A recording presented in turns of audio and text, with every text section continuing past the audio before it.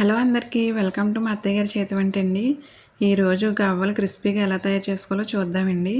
ఇది కేజీ మైదా పిండి అండి. కేజీ మైదా పిండిలో అర కేజీ గోధుమ రవ్వ వేసుకోవాలండి. గోధుమ రవ్వ మీకు కావాలంటే ఇదే ప్లేస్లో కేజీ గోధుమ పిండి కూడా తీసుకోవచ్చండి. ఈ కేజీ గోధుమ పిండిలో అయినా కేజీ మైదా పిండిలో అయినా అర కేజీ గోధుమ రవ్వ వేసుకోవాలండి. అప్పుడే క్రిస్పీగా వస్తాయండి. ఇలా తీసుకొని మేమైతే దీంట్లో ఒక పావు కిలో వరకు గోధుమ పిండి కూడా వేసుకున్నామండి. ఈ మూడింటిని బాగా మిక్స్ చేసుకోవాలండి. ఫస్ట్ ఈ మూడింటిని బాగా మిక్స్ చేసుకోవాలి. దీంట్లో హాఫ్ స్పూన్ వరకు సాల్ట్ వేసుకోవాలండి. సాల్ట్ వేసుకొని మొత్తం ఒకసారి ఇలా మిక్స్ చేసుకోవాలండి. పొడి పొడిగా ఈ పిండిని ఒకసారి ఇలా మొత్తం మిక్స్ చేసుకుంటే బాగా కలుస్తుందండి. తర్వాత బాగా కాచిన నెయ్యి కానీ బాగా మరగ కాచిన నూనె కానీ ఈ పిండి మీద పోసి మళ్ళీ ఒకసారి కలుపుకోవాలండి. 100 గ్రాముల నెయ్యి అయితే వేసాము. తర్వాత ఒక 50 గ్రాములు కానీ 100 గ్రాములు కానీ నూనె కూడా బాగా కాచి ఈ పిండిలో వేస్తే బాగా క్రిస్పీగా వస్తాయండి. ఇలా ఒకసారి కలిపేసుకో. ఇలా పొడిగా ఉన్నప్పుడే ఒకసారి మిక్స్ చేసేసుకుంటే తర్వాత వాటర్ వేసుకొని మిక్స్ చేసుకుంటే బాగా కలుస్తుందండి. దీన్ని చపాతీ పిండిలాగా బాగా ముద్దలా చేసి కలుపుకోవాలండి. చపాతీ పిండి ఎలా కలుపుకుంటామో అలా ముద్దలా కలిపేసుకోవాలి. లూజ్ అవ్వకుండా చూసుకోవాలండి, గట్టిగానే ఉండాలి. దీన్ని బాగా చపాతీ పిండిలా కలిపేసుకొని చిన్న చిన్న బాల్స్లా చేసి ఉంచుకుంటే గవ్వలు చేసుకోవడానికి వీలుగా ఉంటుందండి. ఇలా కలిపేసుకొని ఉంచుకోవాలి. ఒక పావు గంట ఒక అరగంట పక్కన ఉంచేసుకుంటే ఇంకా బాగా వస్తాయండి.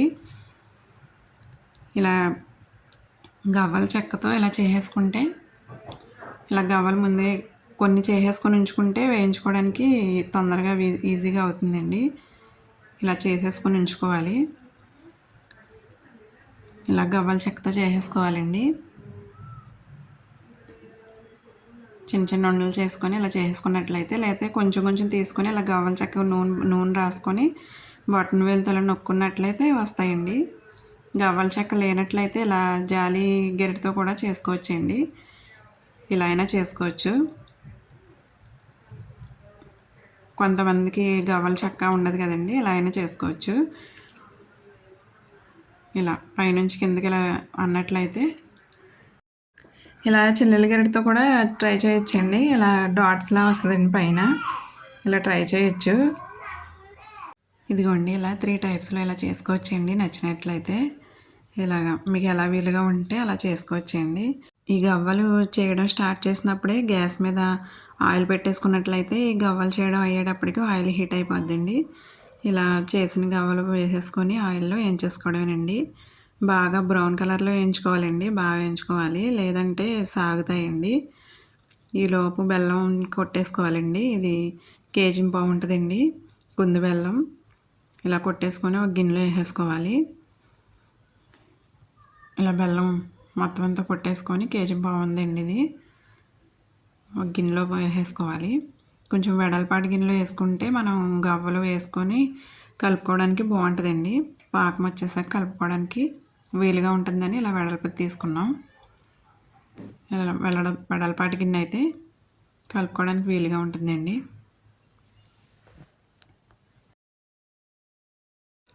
ఈలోపు ఈ గవ్వలు ఇలా వేగిపోయాయండి ఎర్రగా. ఇలా వేగితే సరిపోతుందండి. ఇలా వేయించేసుకోవాలి. ఇలా చిన్న చిన్న ముక్కలుగా కొట్టుకున్నాం కదండి. బెల్లంలో వాటర్ పోసుకోవాలండి. ఈ లోటాడు పోసుకున్నానండి. లోటాడు పోసి కొంచెం పోసానండి వాటర్. ఇది గ్యాస్ మీద పెట్టేసుకొని పాకం వచ్చేలా చూసుకోవాలండి. గట్టి ఉండపాకం రావాలండి. ఉండవ్వాలి పాకం. గవ్వలకి ఉండపాకం అయితేనే బాగుంటుందండి. ఉండపాకం వచ్చేలా చూసుకోవాలండి. బెల్లం కరిగిందండి. బెల్లం కరిగాక ఒకసారి వడపోసేసుకొని మళ్ళీ గ్యాస్ మీద పెట్టుకొని ఇలా తిప్పుకోవాలండి. ఇలా తిప్పేసుకుంటే దగ్గర పడుతుందండి. పాకం ఉండయ్యే వరకు చూసుకోవాలండి. చూసుకుంటూ ఉండాలి. ఒక ప్లేట్లో వాటర్ పోసుకొని ఇలా పాకం వేసుకొని చూసుకుంటూ ఉండాలి. గట్టిగా ఉండపాకం వచ్చినట్లయితే బాగుంటుందండి గవ్వలకి. ఇలా చిన్న ప్లేట్లోకి వాటర్ తీసుకొని ఇలా పాకం వేసుకున్నట్లయితే తెలుస్తుందండి. అదిగో అలా విడిపోకుండా ఉండలా అయితే పాకం వచ్చినట్టండి. ఇలా పాకం రాగానే ఇలా దించేసుకొని వెంటనే వేయించుకున్న గవ్వలు వేసేసుకొని కలిపేసుకోవాలండి. పైనుంచి కిందకి ఇలా మొత్తం కలిసేలాగా మిక్స్ చేసేసుకోవాలండి. ఇలా మిక్స్ చేసుకొని 10 మినిట్స్ తర్వాత మళ్ళీ మిక్స్ చేసుకోవాలండి. ఎందుకంటే కలిపాక మళ్ళీ పాకమంతా కిందకి వెళ్ళిపోతుందండి. ఒకసారి మళ్ళీ 10 మినిట్స్ తర్వాత మిక్స్ చేసుకున్నట్లయితే మొత్తం అన్నిటికీ బాగా పడుతుందండి. మా వీడియో నచ్చినట్లయితే లైక్ చేయండి, షేర్ చేయండి, సబ్స్క్రైబ్ చేసుకోండి ఫ్రెండ్స్.